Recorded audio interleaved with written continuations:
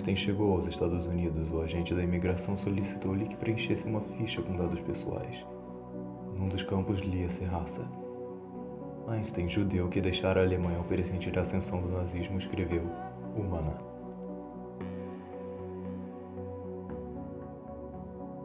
Verdadeiro ou não, a história expõe o primeiro grande erro científico, que denota o hábito de desigualar iguais.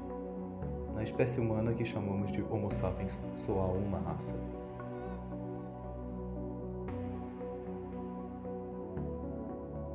Durante milênios, as sociedades humanas utilizaram as características visíveis de uma população, aquilo que a ciência chama fenótipo, cor da pele, dos cabelos e dos olhos, altura, complexão física, etc., como uma maneira de destacar povos que na verdade tinham cultura e costumes diversos.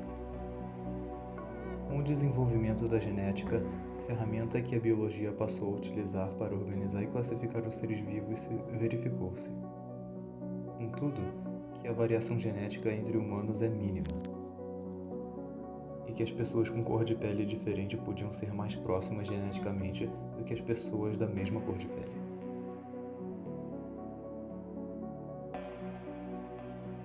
Assim, o mais correto seria falar de etnias, conceito mais amplo que considera, além do fenótipo, também as características socioculturais, como o idioma, religião, costumes e cultura. A despeito do avanço da ciência, a discriminação pelo fenótipo, especialmente a cor da pele, ainda é um tipo de preconceito mais comum e disseminado nas sociedades humanas, e ainda é chamado, anacronicamente, de racismo.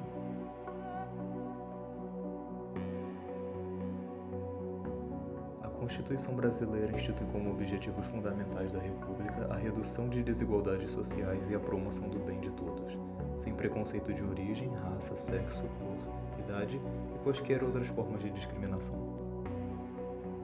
No Brasil, a desigualdade mais ostensiva e com consequências mais visíveis é aquela imposta aos negros. Em que momento os seres humanos começaram a segregar outros? Em que momento e por quais razões a população branca se tornou tão insensível a outros iguais apenas por conta da cor da pele?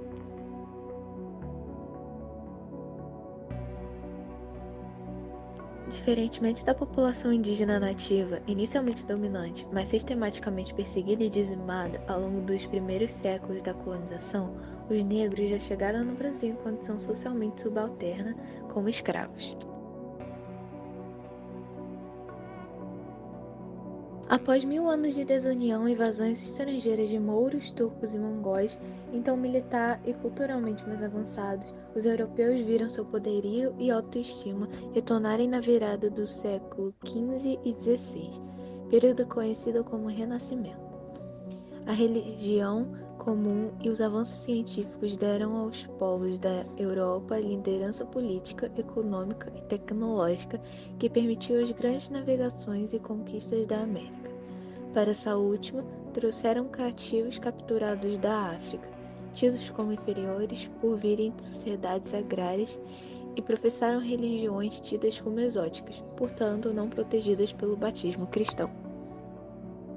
No Brasil, cuja colonização se baseou na monocultura agrícola, os negros viviam, em sua maioria, em áreas rurais, executando trabalhos braçais que não exigiam educação ou treinamento. Na condição de escravos impedidos de estudar, acumular capital e deixar herança, os negros brasileiros se viram aprisionados na base da pirâmide social, quase como uma casta inferior, sem chances de ascensão. Como resultado de gerações nessa condição subordinada, as pessoas de pele negra acabaram sendo identificadas com características desprezadas pela sociedade, como pobreza, ignorância e rusticidade. Essa situação cria um círculo vicioso, realimentando o preconceito dos brancos e reduzindo a autoestima dos negros, reforçando as barreiras da desigualdade social. Essa situação foi demonstrada nos anos de 1940, quando os psicólogos norte-americanos Kenneth e Mamie Clark conduziram uma série de testes conhecidos como The Dawes Tests. O objetivo deles era estudar os efeitos da segregação racial em crianças norte-americanas afrodescendentes. Usando 4 bonecas idênticas, exceto pela cor de pele, os pesquisadores indagavam as crianças com idades entre 3 e 7 anos que boneca preferiam. A maioria das crianças preferia a boneca branca e atribuía a elas características positivas como beleza e bondade. A intenção do casal Clark era identificar o quanto a cor de pele e o senso dos status de sua própria raça afetam a autoestima.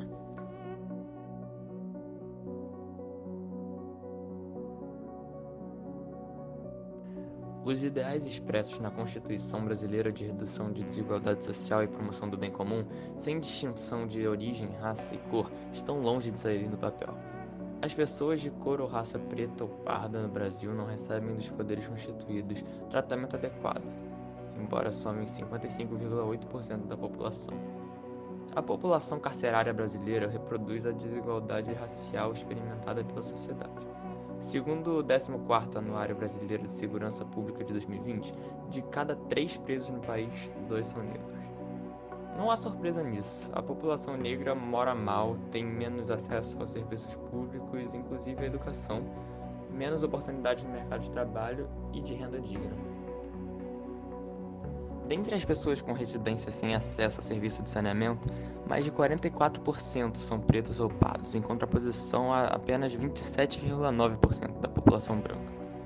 Daqueles que não se beneficiam da coleta de lixo, o percentual de pretos ou pardos é mais que o dobro do que os brancos, 12,5% contra 6%, e dentre os domicílios sem abastecimento de água por rede geral, 17,9% contra 11,5% da população branca. Os índices de violência no país também são desfavoráveis à população de cor.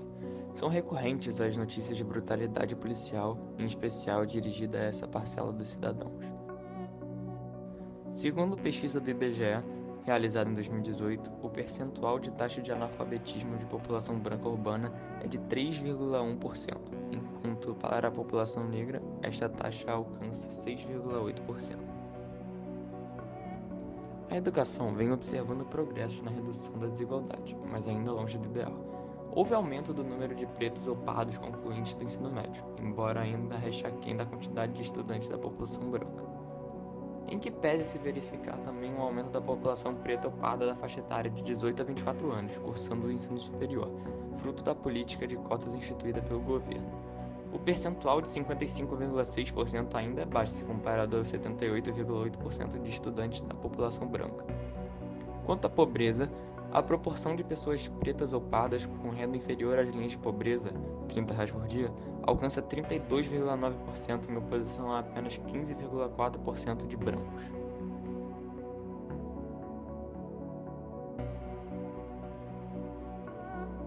Oferecemos emprego para atendente, secretária, doméstica, caixa. Exigimos boa aparência. O anúncio, tão comum até recentemente nas seções de emprego dos jornais, esconde uma mensagem cifrada. Boa aparência significa, geralmente, cor branca. A dificuldade de encontrar emprego é causa e consequência da discriminação racial contra negros. Seja pela aparência, seja pela formação escolar, seja pelo pouco conhecimento das normas culturais da elite, as pessoas de pele negra encontram no mercado de trabalho barreiras muito maiores que as consideradas brancas. Vindo de famílias com educação precária e sem acesso às melhores oportunidades de trabalho, os brasileiros negros acabam replicando seus pais e avós, recriando famílias de baixa renda e baixa escolaridade. O resultado é que nas carreiras de maior prestígio, a parcela de profissionais negros é muito inferior à sua distribuição na população. O Brasil, tão orgulhoso de sua miscigenação, ainda é muito cruel com a população negra. A desigualdade de tratamento persiste em várias dimensões sociais e ainda permanece um desafio a ser vencido.